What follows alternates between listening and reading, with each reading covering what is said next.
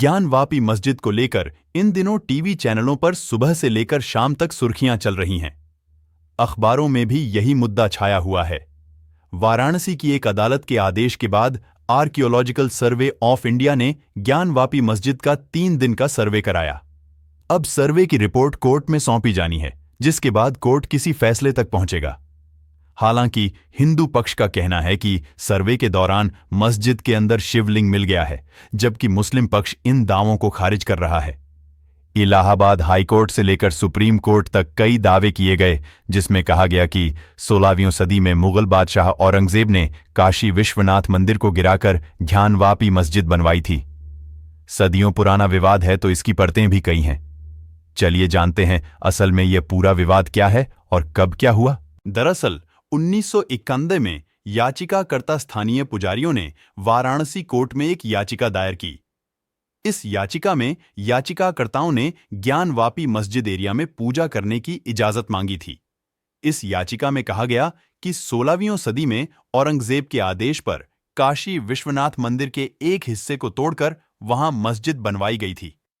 दरअसल काशी विश्वनाथ मंदिर का निर्माण मालवा राजघराने की महारानी अहिल्याबाई होलकर ने करवाया था।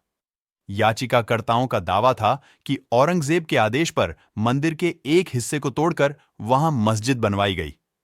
उन्होंने दावा किया कि मस्जिद परिसर में हिंदू देवी देवताओं की मूर्तियां मौजूद हैं और उन्हें ज्ञानवापी मस्जिद परिसर में पूजा की इजाजत दी जाए। हालांकि 1991 के बाद से यह मुद्दा समय समय पर उठता रहा, लेकिन कभी भी इसने इतना बड़ा रूप नहीं लिया जितना इस समय है। इलाहाबाद हाईकोर्ट ने भी इस मामले की सुनवाई स्थगित कर दी थी। हालांकि कुछ इतिहासकार हिंदू संगठनों के उस दावे को सिरे से नकारते हैं, जिसमें वह औरंगजेब के आदेश पर मंदिर का हिस्सा गिराकर वहां मस्जिद बनाने का दावा करते हैं।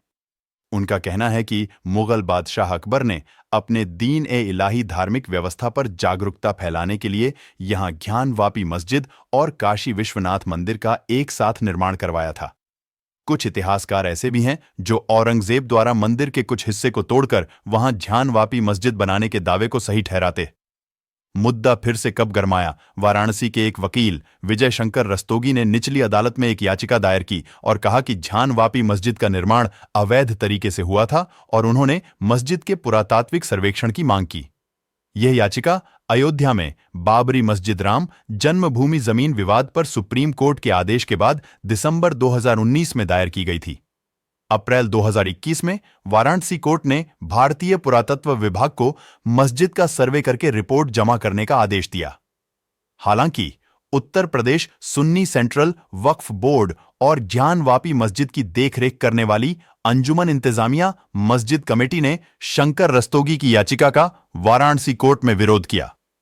बाद में उन्होंने कोर्ट के आदेश पर मस्जिद में हो रहे सर्वे का भी विरोध किया।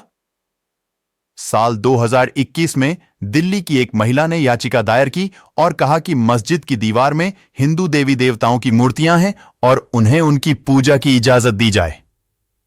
साथ ही उन्होंने याचिका में कहा कि वाराणसी जिला सिविल कोर्ट सीनियर डिवीजन जज रवि कुमार दिवाकर ने अप्रैल 2022 में मस्जिद परिसर का एडवोकेट कमिश्नर के माध्यम से सर्वे और वीडियोग्राफी कराने का आदेश दिया।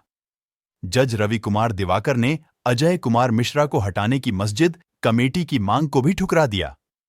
अजय कुमार मिश्रा को कोर्ट ने ही ज्ञानवापी गौरी श्रृंगार कॉम्प्लेक्स के सर्वे के लिए एडवोकेट कमिश्नर नियुक्त किया था।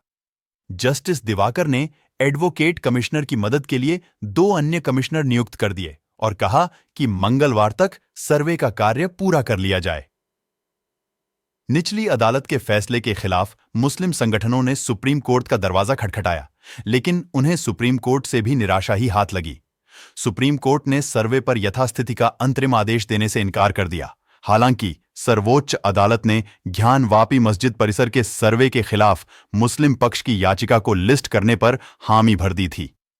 मुस्लिम संगठन प्लेस ऑफ वर्शिप एक्ट 1991 का हवाला देकर इस कार्रवाई का विरोध कर रहे हैं।